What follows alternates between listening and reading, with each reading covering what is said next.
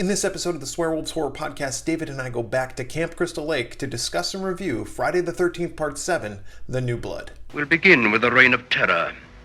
A few murders here and there.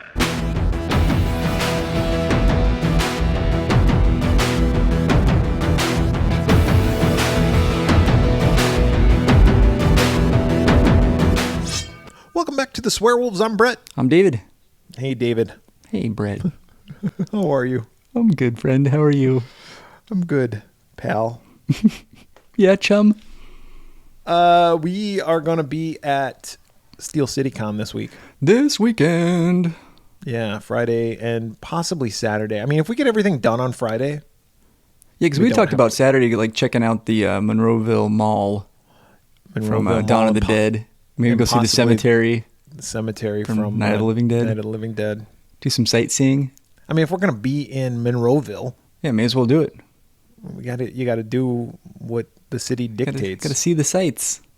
There's also a cool horror toy shop in that area. We can go there too. That I might want to go to. Yeah. But they might have a booth at the con, so yeah, maybe. It's like whatever. It's gonna be fun. But John Carpenter is going to be at Steel City Con. We're excited to meet him, of course. Yeah. And you recently got a new addition to your ever-growing costume. Fucking cosplay. Yeah, it's getting ridiculous, man. What'd you get? Yeah, I got the original, same brand and model number sunglasses that Kurt Russell wears in The Thing. So they're the glacier-style sunglasses. You had some sunglasses. They're awesome. I did. I had a pair of like knockoff ones that I got off of Amazon. And to be honest, like putting them side by side, not bad for, I think those were like $20, $25. But the real deal, they're definitely nicer. Like the lenses are glass, they're mirrored. They're just a little sturdier. Like the arms are metal. And there was a little bit of concern when you got the package. Oh yeah. When I got the package, it was in a bag. So it was in a box from USPS, and then around the box was a plastic bag, and the box was smashed to bits. So it was squished. Like I took pictures and sent it to you, and I was like, oh no. That was before I had opened it. And I think I took those pictures because I was like, if I have to go back to USPS and be like, dude, what the fuck? Like, what is this?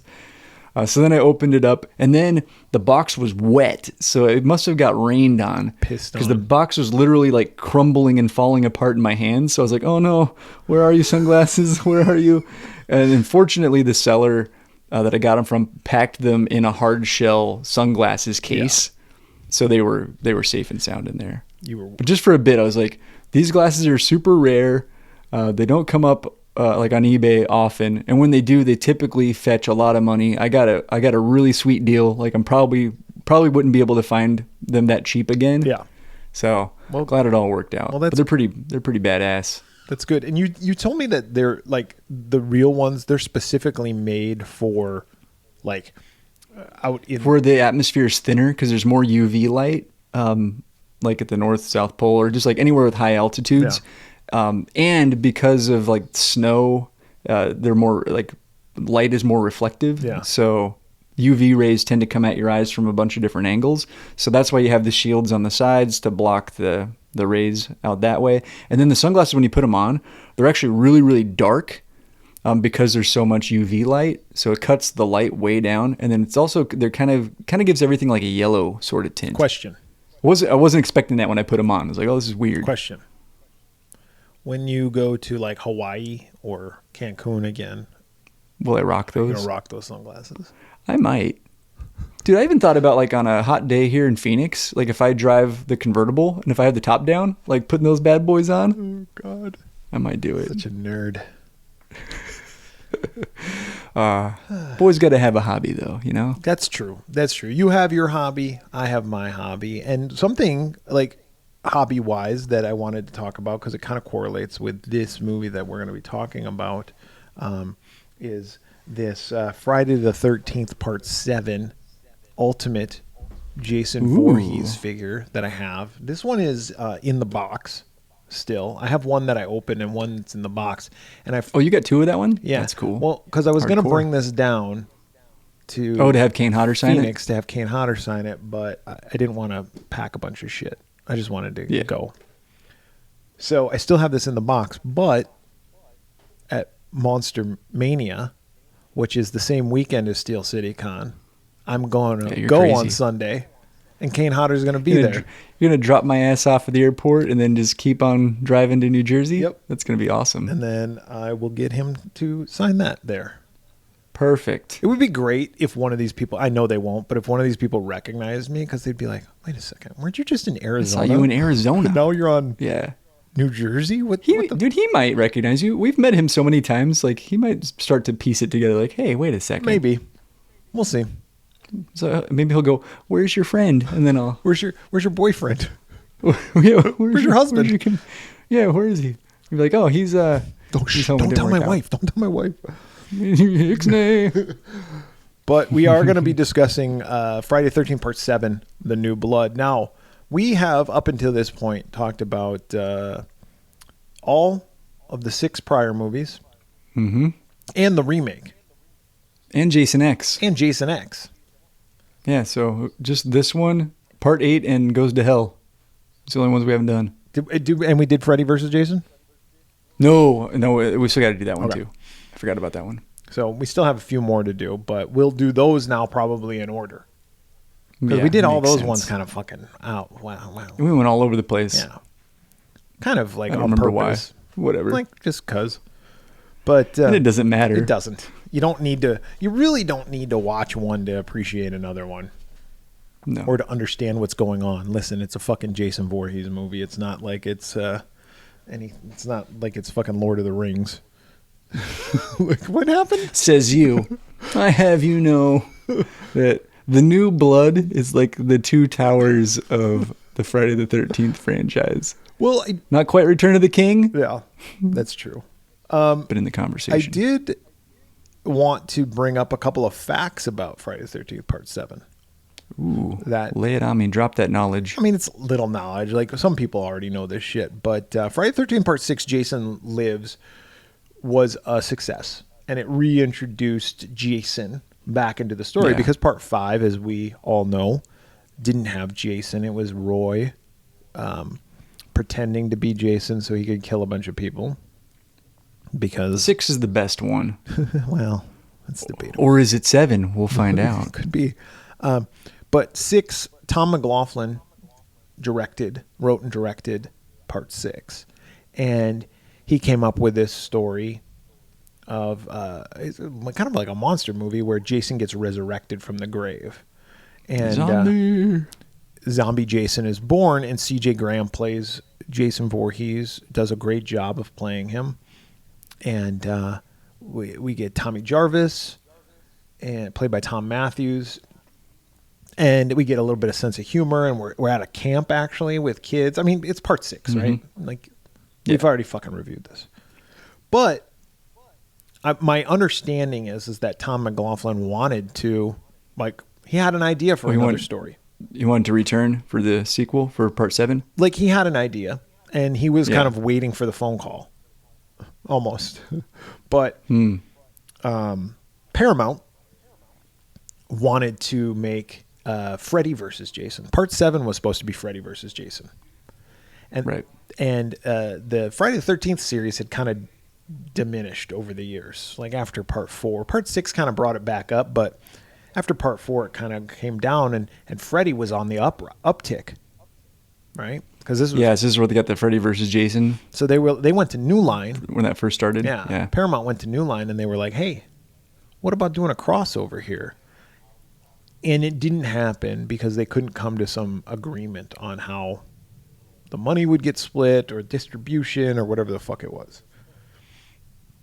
So that didn't happen again until 2003 because, well, not again, but that didn't happen until 2003 because by that time, New Line had bought the rights to... I was going to say, then it was inevitable. Jason, the character. Now, New Line didn't have the rights to the Friday the 13th name. That's why no movie past part. Yeah, that's why it's Jason X, Jason Goes to Hell. Mm-hmm. Yeah. But one of the concepts of Part 7 one of the producers, Barbara Sachs, had was making it like Jaws, almost. Mm-hmm. There was like a land developer who covers up the fact that Jason had been massacred there so he can build condos and have people come to the beach and come to Crystal Lake and everything. So yeah, I guess it's kind of like... And then Jason comes back and kills them all. Yeah, kind of like Jaws in that sense, right? Yeah. And that was... yeah, or even like a Poltergeist. Yeah. Like with the housing development. Yeah. You son of a bitch. The writer, Daryl Haney, suggested that there's always a girl left at the end of these movies, right? Well, what if she had telekinetic powers? And the producer was like, like Freddy, or like Jason versus Carrie almost. And and that's where that idea came from. She greenlit that idea, and she wanted it to be unlike any other Friday the 13th movie before. And they're quoted as saying that she said she wanted it to win an Academy Award. Oh, wow. Lofty goals. Lofty ambitions. Yeah. Good old Babs. Quite the goal. Barbara. It's good to have goals. Barbara Sachs. Yeah. Well, that didn't happen, but. Well, maybe it should have, though. They considered several high profile directors for the job, including Federico Fellini. Wow. The great Italian. Did Fellini, was it mutual? I think they considered, but they're like, we're considering Steven Spielberg. We're waiting for him to get back to us. But the ball's in his court at this point. Exactly. I think considered just means we could go to them, and they're like, I don't think they would accept. We're thinking that job. Tom Cruise possibly for the lead. I don't know. Tom Cruise is kicking around ideas. There's like, also, well, you can't get Tom Cruise. So like, well, all right, we'll get the Weekend at Bernie's guy then. We'll put him in there. Well, that movie hasn't been made yet. It doesn't matter. There was also a lot of scenes that were cut out of this movie to avoid an X rating. Oh yeah, this movie's heavily edited, but like almost all of the kills and violence is all off screen. Yeah, we'll talk about those later. But this was very heavily edited. So John Carl Buechler eventually was the director, and John Carl Buechler had been known in the horror circle. He's passed away, unfortunately, but he was known in the horror circle for special effects and makeup. Yeah. And he did the Ghoulies. He created the Ghoulies effects, and a lot of other stuff. You'll always see his name, like in a lot of 80s horror movies. You always see his name. Right. Jason is back.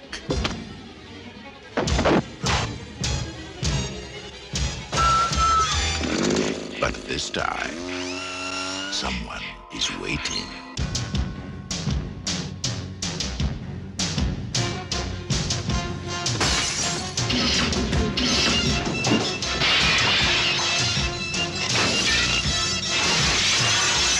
Jason? Hey, don't go in there!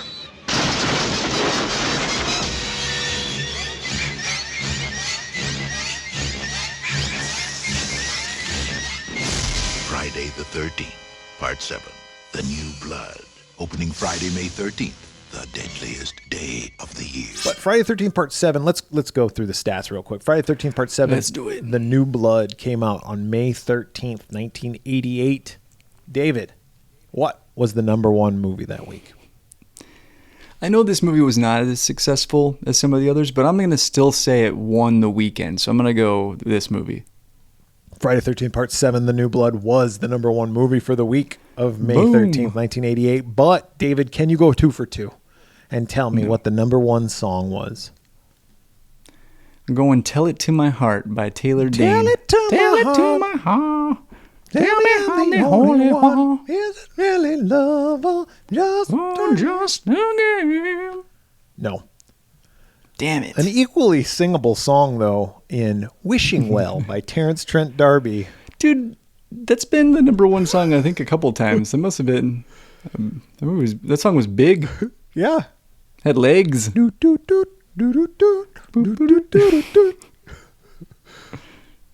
I hear that song in parking lots all the time? Like parking lots that pipe in music. Wishing well, kiss and tell. But I just heard it just the other day, I think, going to the gym. I was like, oh, wishing well. Did you know that this is the number one song on May 13th, 1988? May 13th, 1988. A lot of people don't know that. I do. If we ever meet Terrence Trent D'Arby for whatever weird reason, we can just be like, hey, Yeah. May 13th, 1988. Wishing well. Number one song. Exactly. Will you sign this this figure from NECA, please? Of Friday the Will you 13th sign Part this 7. Friday the 13th? Dude, we should do that for a bunch of movies. Like if we meet anybody from 1988, or if we ever meet the Beach Boys, just have them sign like a copy of whatever movie. Like, hey, this was the number one movie. Or this is when the movie Kokomo we was talked big. about. Yeah. This is the movie we talked about on our podcast. Here's a sticker. Like, I'm not going to listen to your fucking podcast. That's all right. Brian Wilson's like, who's this guy? What the hell's going on here? Oh, fuck.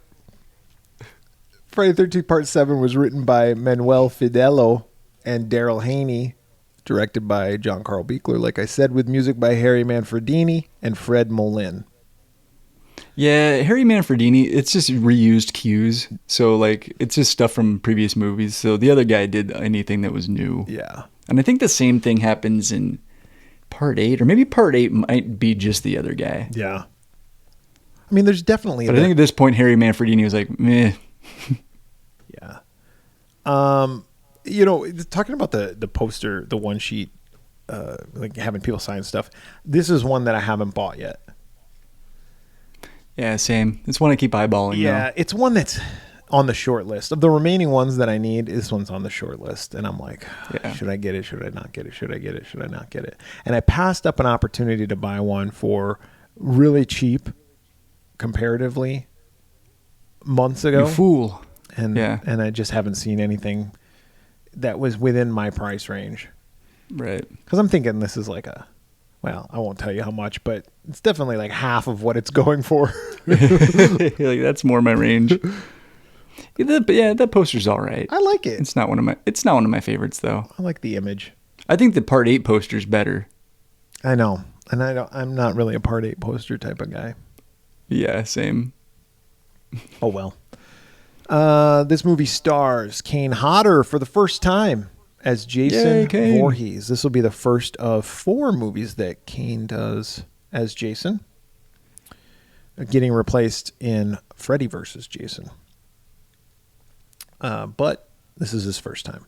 Lar Park Lincoln as Tina Shepard, Kevin Blair as Nick, Susan Blue as Tina's mom, Mrs. Shepard, Terry Kaiser, Bernie from Weekend at Bernie. Bernie Lomax He plays himself. Dr. Alive. Dr. Cruz. And there's some other fucking people. We got other characters. We got Melissa and Robin and David and Edward and Sandra. They all have last names too. And I'm like, who the fuck? We got 88 minutes. Who cares? Yeah. In why the 88 fuck do they have minutes, I'm last not going to names? find out that this guy's last name is Kelso. Was he fucking That 70s Show? Has that ever spoken? I don't think so. Fucking Ashton Kutcher. Yeah. Like I said, runtime is 88 minutes. Budget was $2.8 million. Low. That's a low budget. That is low. Box office? What do you think the box office was? 20? 19.1. Nice. I said that Kane Hodder reprised his role as Jason Voorhees. C.J. Graham was looking to do that. C.J. Graham wanted to come back. He was waiting for the fucking phone call, just like Tom McLaughlin was waiting for a phone And call. I think that, because I think the original plan was to move forward with him. And see- I think Buechler got Kane Hodder, right? Because he had worked with him on another movie. That is correct, David. And C.J. Graham thought, hey, I could be like the Boris Karloff of Jason Voorhees. You know what I'm saying? Yeah. Like I can be synonymous with Jason Voorhees if I reprise the role, because he would have been the first person to do so. And instead, Kane Hodder became that person. You know, if you talk about Jason to people, they're going to think, they might not know. Kane Hodder, yeah. They might not know what movies he was in, but Kane Hodder is Jason Voorhees. Yeah, for sure. He's the one that everyone just associates with the character. Were there people that played it better? Possibly. Were there better incarnations of Jason? Maybe, but he definitely did it 4 times. Yeah, he was prolific. Prolific. It's a good word. Thank you. Plot of this movie. You know, we get an opening like montage. We're back to old school Friday the 13th. And it's almost like a movie trailer. Yeah, and it's narrated by some old man. Yeah. People around these parts talk of a legend of Jason. It's like clips. And they showed the lake, like he's down there waiting. Yeah. And there's like clips from part 2, part 3, part 4, part 6. All of them, I think, 5, 6. A lot of 6. Probably not 5. Yeah, probably not a lot 5. of 6. Jason's not in 5. Yeah, a lot of 6 though. A lot of 6, and we get it ends with Tommy Jarvis chaining Jason to the bottom of the lake. And we get kind of a new image of Jason at the bottom of the lake in different clothes than he was wearing in part 6. I saw it and I was like, yeah, I thought that was odd too. that's not what he was wearing. Maybe like a corpse washed by him at some point. And he's like, I like that. That guy's about my size. I'll take that outfit. There is a young girl named Tina who's in a cabin. It's October 13th. We see it. October 13th. Because there's a calendar. You see it. And we get a flash. This isn't a flashback. we don't know that yet, but yes. Oh, okay. I'm sorry. Sorry. You're Brett. destroying the whole ambiance here. But yes, this is a flashback. This is young Tina. And her parents are arguing. Her dad's been drinking, and the mom's like, you need to stop drinking. He goes, don't tell me what to do, woman. Don't tell me how to live my life, bitch. He smacks her. Smacks her around. So Tina goes running out to the lake. They're on Crystal Lake. And she goes running out to the lake. And the dad comes running after. He's like, Tina, I'm sorry. She's like, Tina, no, wait, come back. you hit mom. I hate you. Fuck you. Go away. I hate you. I wish you were dead. And she looks at him kind of like fucking fire starter. And the whole dock like starts shaking. and fucking collapses on him, kills him apparently instantaneously. Yeah, I don't know. Fucking kills him. And he goes underwater and dies. Yep, that's a bummer. Here's it doesn't happen till the very end, but I'm going to jump ahead real quick. Did they never recover his body? The ending's ridiculous. Yeah, dude, I thought the same thing. I was like, they just left his body down there the whole time? Like, gross. So when people are swimming in that lake, you're swimming in fucking corpse water. I mean, it's Jason. It's this fucking guy. And they say you shit yourself when you die. So like there's shit in there too, like in his pants. There's been a lot of people that die in that lake too. There was that girl in part 4 who got stabbed. And if they're not fishing the bodies out, there's a lot of dead bodies and feces in that water. Yep. It's not sanitary. Those fish might be really huge though, because they Get pink eye, get E. coli, all sorts of shit. Well, it's Jersey, man. They don't care. They're like, fuck it. What does New Jersey care? Tina wakes up from this flashback. It's a nightmare, right? And she's driving with her and her mom, and they're driving back to the cabin. It's years later. It's probably like, what, 10 years later? 8 years later? Yeah, I think so. About 10 years.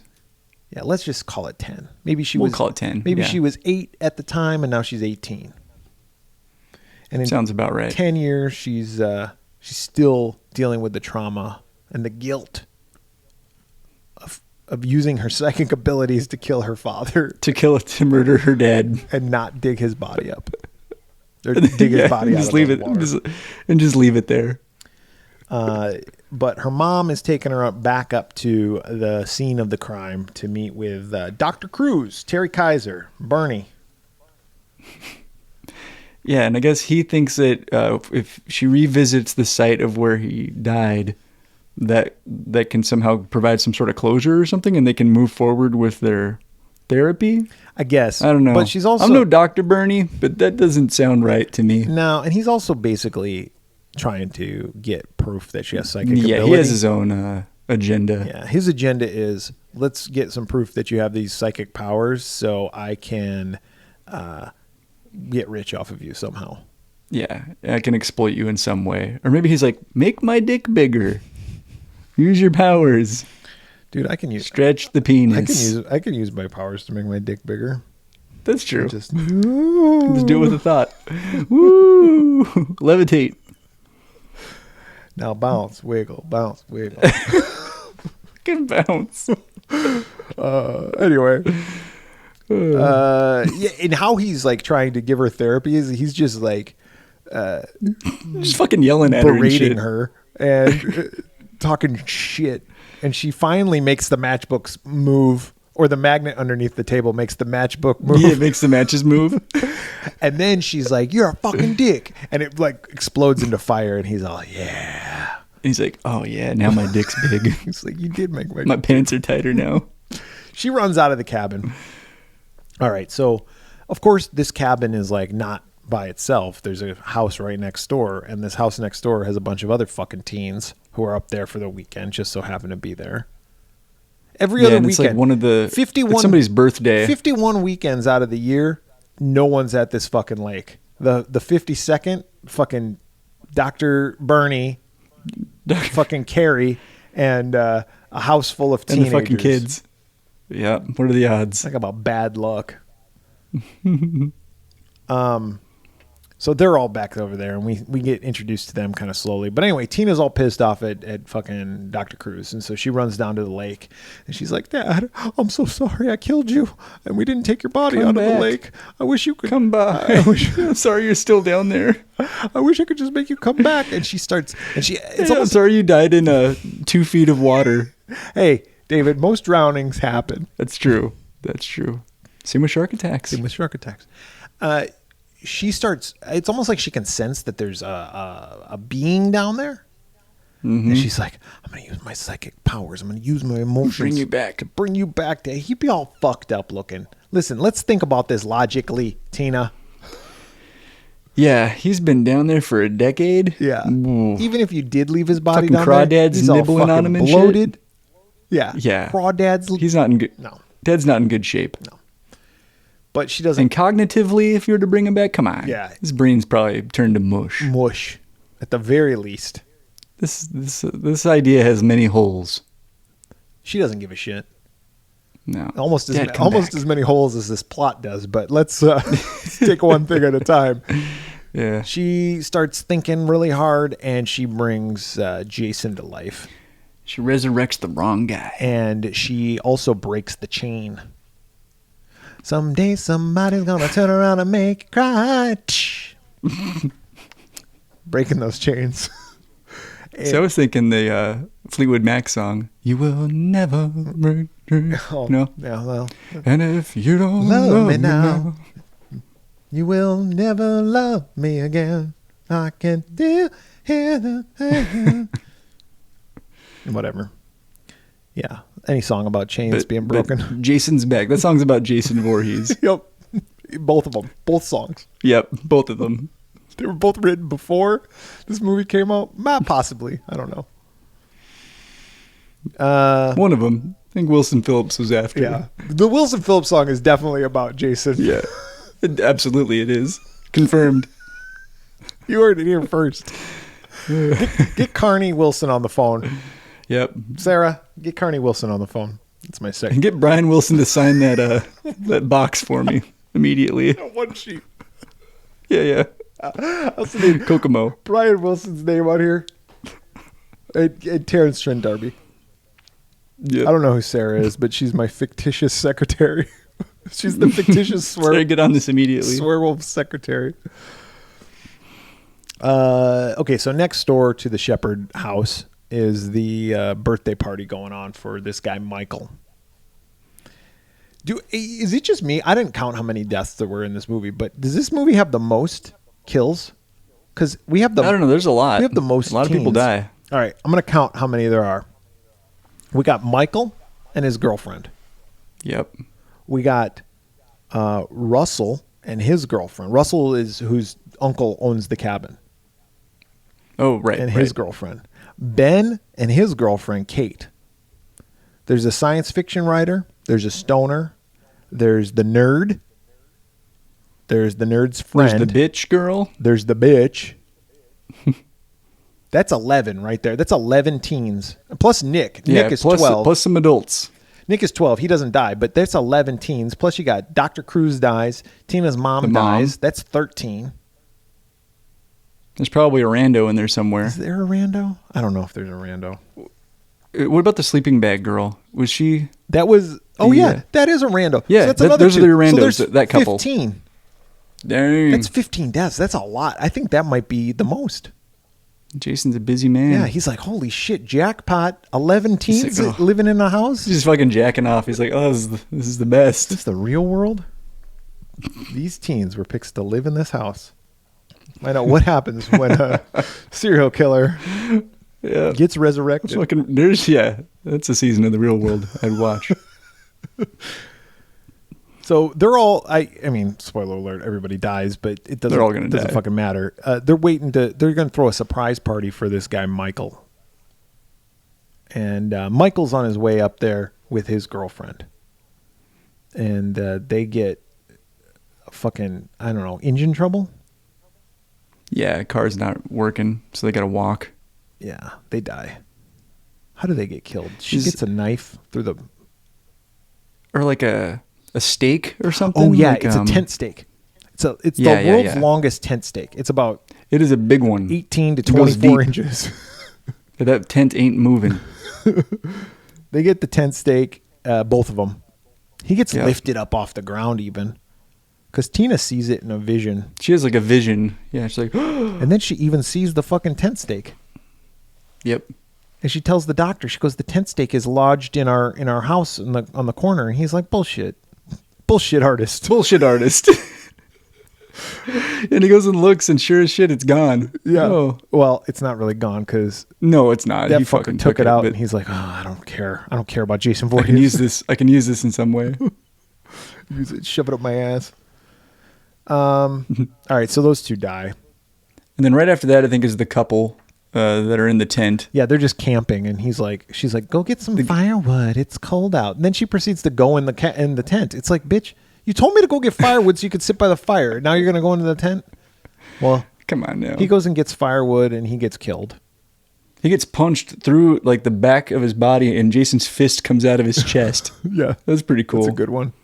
But not as cool as her death. Yeah. Jason comes back, and he cuts the tent open and grabs her sleeping bag and beats her against the tree.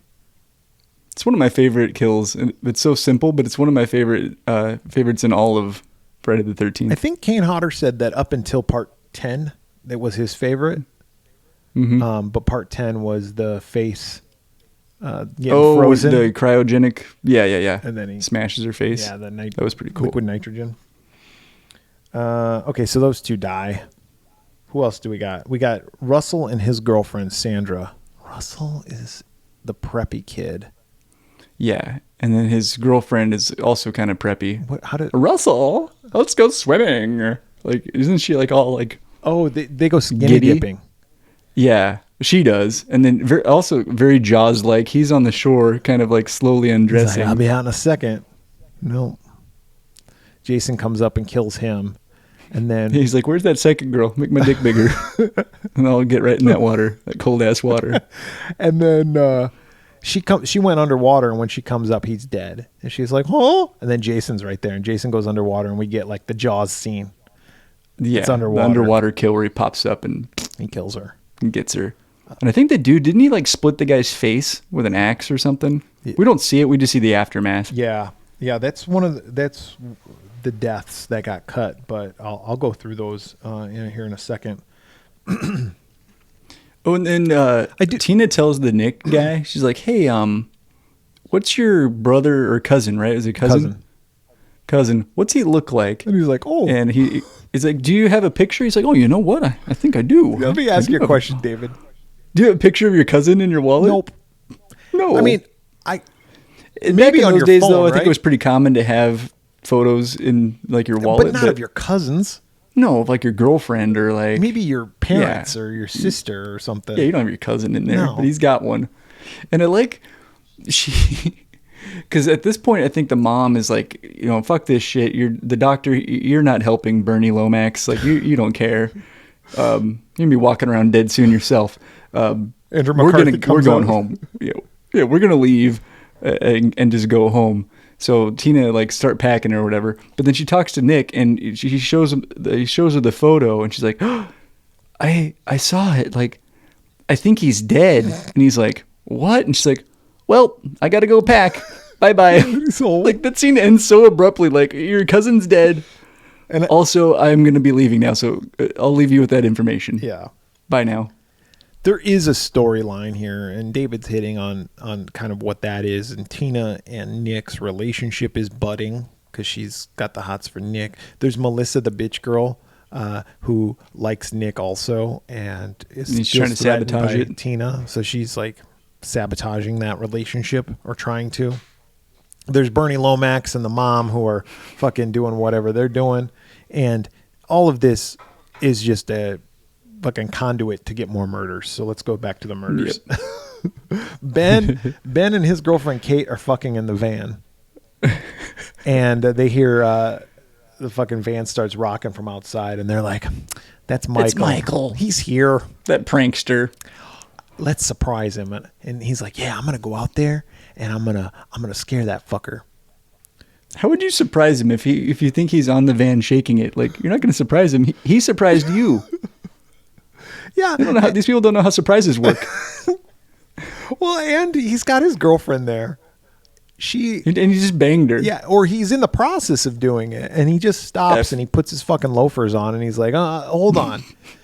And so he goes out there and he's like blowing on a little like party whistle. He's like, he's like, where you at, Michael? Got my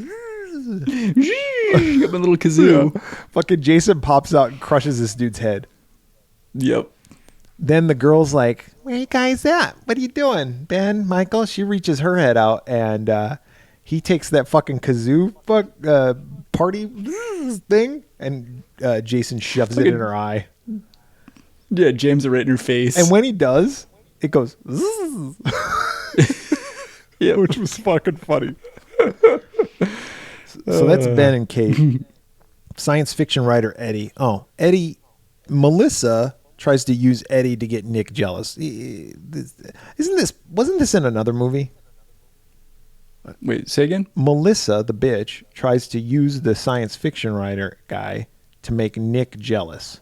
But Nick doesn't give a shit. I feel like this was in another Friday the 13th movie. It does feel familiar. Like maybe part 4? Yeah, maybe. Or something. I don't remember, but it feels like it does. It's in another one, but whatever. This chick who was like, "Oh, I wanted to win an Academy Award." Did she like read the script? Like, was she? Yeah, you're not going to win any awards. I'm sorry. No. Whatever. Anyway, so this science fiction writer, he's like just sitting around and he's like opening all Michael's gifts. Oh yeah, there's like a penis enlarger, personal penis enlarger, and he opens it up and it's a magnifying glass. I thought that was kind of funny. That was funny. But Jason shows up and he cuts his head off. Yeah. Eventually. Yeah, and there's another character that was really into. Was she into that guy? The girl Maddie? No. She was into the stoner guy. That's right. I was getting to those two. Okay. David is the stoner, and That's right. He dies. I don't know how he dies. He gets stabbed. His head gets chopped off. He goes to the refrigerator to get a beer or something, right? And he gets stabbed. Yeah. And then she's upstairs. He gets stabbed with with a butcher knife. She's upstairs and she finds the dead body, and then Jason comes out and throws her out the window. And she just lands and dies. Robin, the nerd, her girlfriend is Maddie is the nerd. I'm sorry. I said Maddie's the nerd. Yeah, Robin. She's the one that likes David. Yeah, Robin. Right? But Robin ends up banging David. Yeah. And Robin says to Maddie, like, you're a nerd and you're ugly. She's like, yeah, it's pretty fucked up. And then so she makes herself up and she's like, Yeah, listen, she's still not. I mean, you're not doing yourself any service. Just keep the glasses on. Be nerdy, girl. You be you. Yeah, exactly. Nobody wants you to be yourself. all faked up. But she takes the glass. Be yourself, but she's not going to be herself much longer. No, but she does. Because she goes out looking for David, and she goes, David?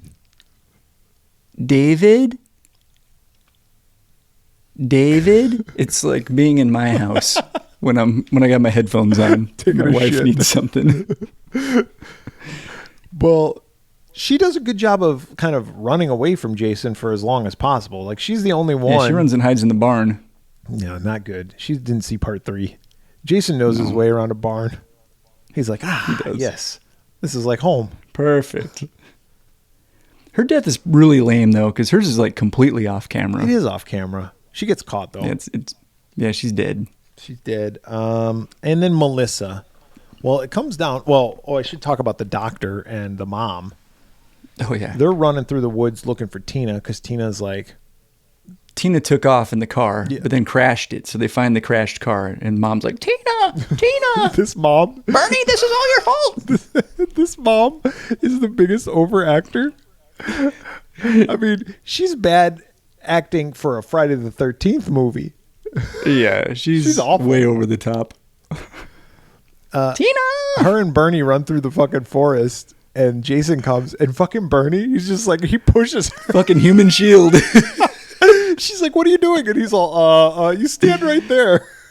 Yeah. Jason takes Whoops. this big, long fucking knife on the end of this pole and just stabs it into her. Yeah, right through the It's mom. like a branch cutter. Yeah, that's what I think it was, like a tree trimmer kind Yeah. of thing. Well, Bernie goes running. He's like, fuck this. Well, of course, he falls. But Jason finds him. Of course he does. Jason has a fucking circular saw on the end of a fucking pole. What are those used for? Probably tree trimming also. Okay. Or they invented it for the movie. I don't know. It was cool looking. But he slices Bernie right in the guts. Yep. Kills him. Melissa's the only one left alive. Well, Nick and Tina are, but Melissa's the only other one left alive. And they're like, Melissa, there's a fucking killer on the loose. Everyone's dead. You gotta listen to us. And she goes, fuck you. I'm going back to bed. She opens the door and there's Jason, and he fucking just axes her right in the face. That's a great kill. It's awesome. Yeah, and then not only does he bury the axe in her head, then he like throws her body into the TV. Yeah. It's pretty good. It's pretty good. Just tosses her like a rag doll. All right. Now we have, and it probably actually started like a scene or two before this, but we have a standoff between Tina and Jason. It's like dun dun dun dun dun dun, close up on both of their faces. Yeah. And Tina, It's go time, you and me. Tina gets the upper hand. She like electrocutes him. Yeah, she's like moving shit with her brains. Yeah, she takes a power line and snaps it and puts it into Yeah, water. and he's all that just gives Jason more power. Yeah, he's like, I'm already dead, Yeah. dumbass. And I was brought back to life by being electrocuted. Yeah, come on. So more electricity. That's just like feeding the beast. Exactly. But they have this battle. It takes them into the house after he kills Melissa. She hits him with a fucking lamp, knocks him through the stairs. A lot of good stunts. He falls down. He comes back out. He knocks Nick out. They go down into the basement. Yeah, and she makes like a bunch of nails fly at him, and there's like a can of gasoline, and she uses her brain to make the gasoline pour out and everything. Sprays all over him, and then he catches on fire. Now, Kane Hodder, you need to watch the documentary on Kane Hodder. It's really good. To Hell and Back, I believe it's called. Yeah, I've seen it. It's awesome. Not you. I'm talking about the listeners. I know you've seen it. It's really good. It is really good. But he does I think it's a world record.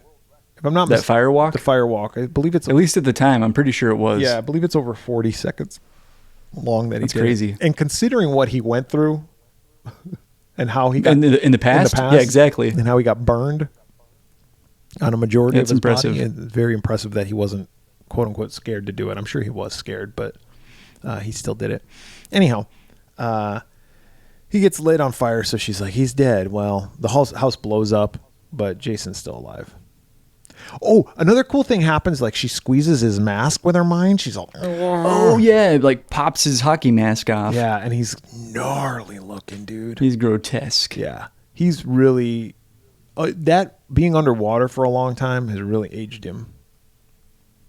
She should have tried to win him over, like Young Frankenstein style. When it popped off, she'd been like, "Hey, handsome, who's that good-looking guy over there?" If you know where you can go, go.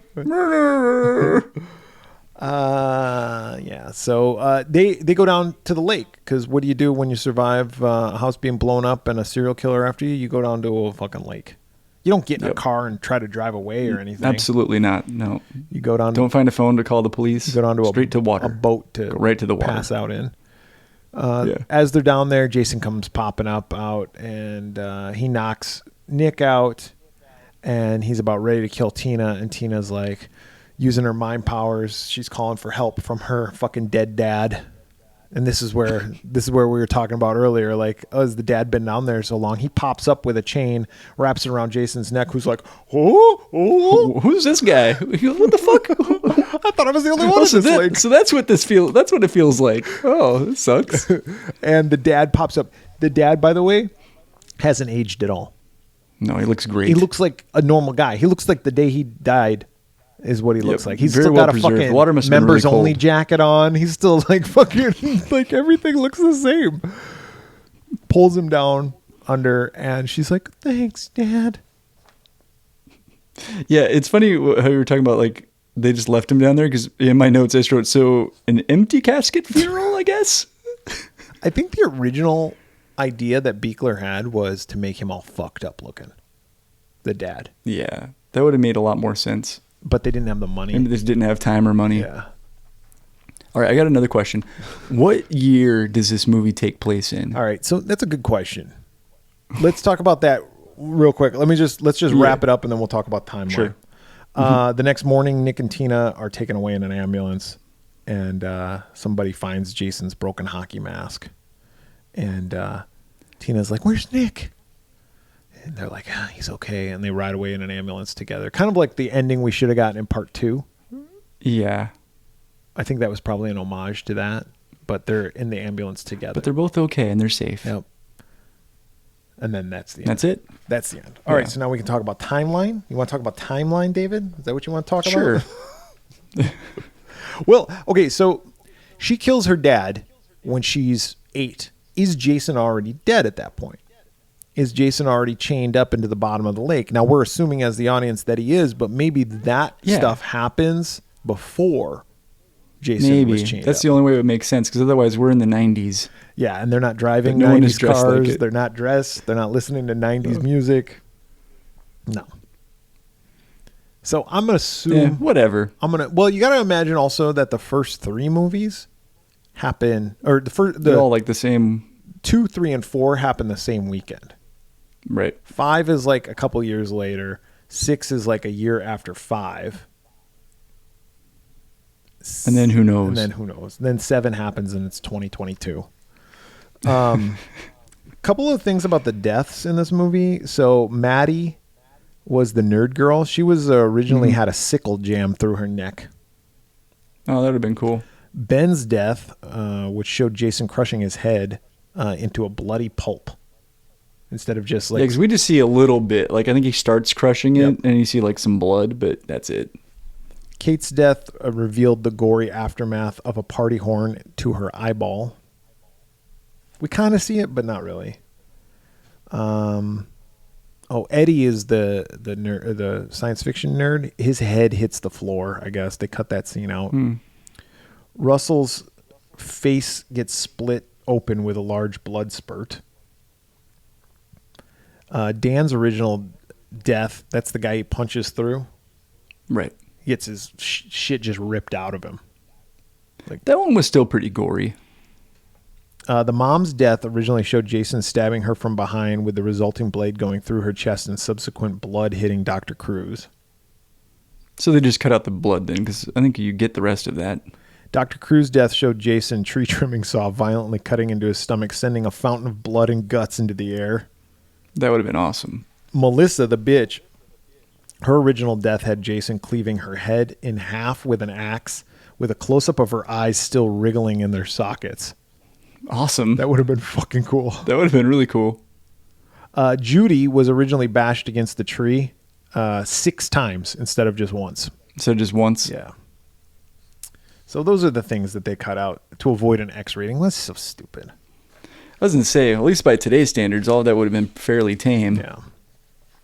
That's All right. That's weak. I love Friday the 13th movies. My favorite franchise is Friday the 13th. Yeah. I think for your money, the quality, the good ones outweigh the bad ones. Yeah, I would agree. But this is not one of the good ones. No, this is one of the worst ones. But it's not one of the worst ones, David. For me, it's up there or down there. I rank it. It's not the worst, though. I rank it the same. I'm going to put it the same as 5. And I had to look up and see what I gave 5. Dude, I did the exact same thing, and 5 is the one that I'm also using as my measuring stick. Yeah, so I'm giving it 1.5 Pamela Voorhees Heads. In a lot of ways, it suffers from the same fate as Part 5 in that the gore was pared down to avoid like an X rating. I believe when we were doing Part 5 had the most kills, I think, up until this point. 5 had a lot, yeah. And they cut out, they cut out a lot of the gore in Part 5 to avoid having an X rating. If the kills would have been shown like they were filmed, I think it would have been a lot better. It would have been a lot better. But Jason looks fucking awesome in this movie. Dude, I was just about to say the exact same thing. Like, of all the Friday the 13th movies, this might be my favorite in terms of look. Like, Jason looks awesome. His costume is terrific. He has fucking...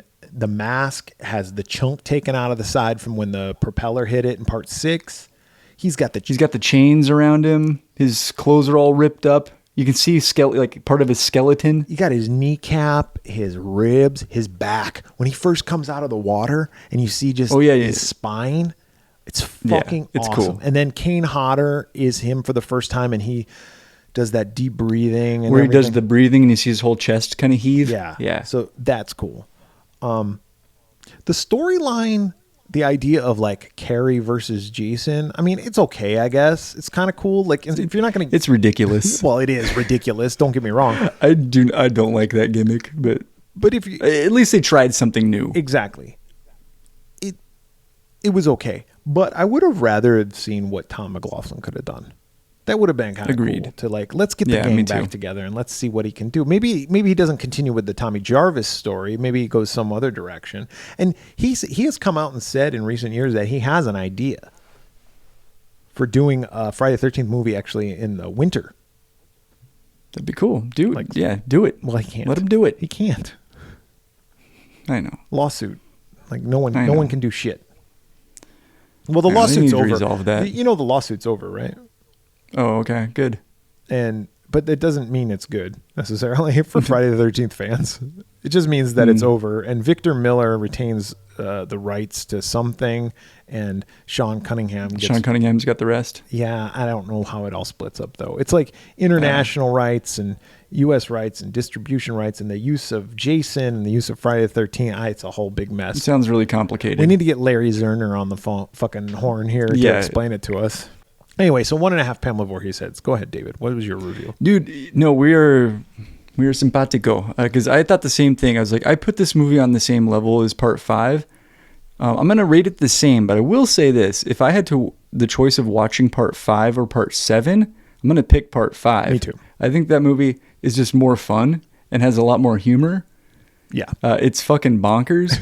This one, I mean, this is true of almost all the Friday the 13th movies, but the characters are so paper thin. Ugh. Like, you don't care about anyone. Not even the main girl. Not even the main girl. Possibly, no. Yeah, even she's kind of rude. Like, when she first meets Nick, like, she's really mean to him. Yeah, and she killed her dad. Doesn't warm up to him for quite a while. And she killed her dad. She's a murderer. Yeah, exactly.